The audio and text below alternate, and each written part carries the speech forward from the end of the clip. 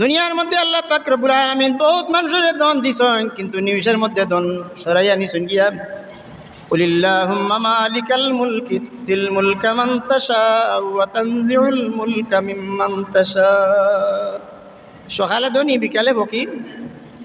বর্তমান অবস্থা তো আমরা বহুতর হাল দেখি, আর এত ধনী মানুষ কিন্তু এখন দেখা যায় কিছুই নাই, তার মধ্যে কিছুই নাই। এর লাগি দন দৌলত লিয়া রাজা বাদশাহ অনেক অহংকার করছেন, অপব্যবহার করছেন, যার কারণে এরা দুনিয়ার তার ইতা রইছে না। ফেরাউনের সম্পদ ছিল, নমরুদের সম্পদ ছিল, এটা কিছুই রইছে না, সব শেষ।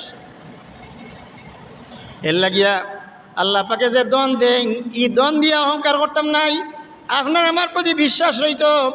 ওয়ামিম্মা রাযাকনাহুম ইউনফিকুন। ই দনের মালিক হইলে আল্লাহ, আল্লাহ আমারে দন দিছেন, এটা নিয়ে আমি অহংকার করতে নাই কোনো সময়। আল্লাহ পাক রব্বুল আলামিনের দিকে একদিন যাইতে কি হইব, কি লইয়া হাজরি দিতাম। ওয়ানফিকু মিম্মা রাযাকনাকুম মিন ক্বাবলি আন ইয়াতিয়া আহাদাকুমুল মাউত।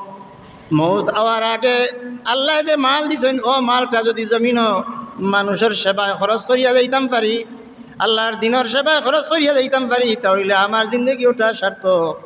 আমি মরার বাদে আমার বাচ্চায় দ্বন্দ্বলত আল্লাহর রাস্তাত খরচ করবনি, মানুষের রাহে খরচ করবনি, মানুষের সেবাত খরচ করবনি, এটা আমি কইতাম পারতাম না। মৌত হওয়ার সময় সময় আফসোস করিয়া ফায়দা হইত না। এর লাগিয়া মানুষের দন দেন আউট পরীক্ষার লাগিয়া, দন দিয়া মানুষের পরীক্ষা করেন যে ই দনের কদর জানি তুমি কররাইনি, ই দন বে ভাইয়া তুমি অপচয় কররাইনি, দন ভাইয়া তুমি অহংকার কররাইনি, দন যে তুমি আল্লাহর রাস্তাত খরচ কররাইনি। এটা আমার চিন্তার মধ্যে থাকতে হইব। এটা আল্লাহ দন দেন একগুলো মানুষের এক পরীক্ষার লাগিয়া, আর একগুড়ে গুরবতী দেন, অভাব দেন, তানও এক পরীক্ষা করার লাগি। এই অভাব ফরিয়া তাইন আল্লাহরে ফাউরিলাইন না আল্লাহর কথা তান দিলর ভিতরে থাকে, উভয় গুরুর লাগে পরীক্ষা।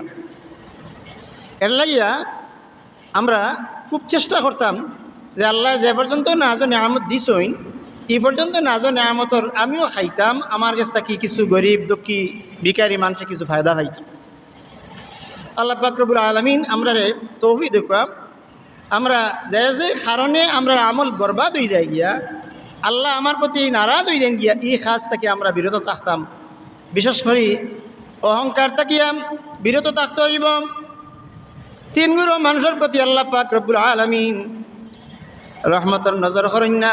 এর মধ্যে এক গুরু মানুষ হইলা মিথ্যাবাদী শাসক, আর এক গুরু হইলা বুড়া জিনাকুর ব্যক্তি, আর 3 নম্বরে হইলা ওয়াইলুন মুস্তাকবিরুন, যাই ফকির আবার তার দিলের ভিতরে খুব অহংকার রাখে। এই ব্যক্তি প্রতি আল্লাহ পাক রব্বুল আলামিন কোনো কালাম ফরমাইতা না, রহমতের নজর করেন।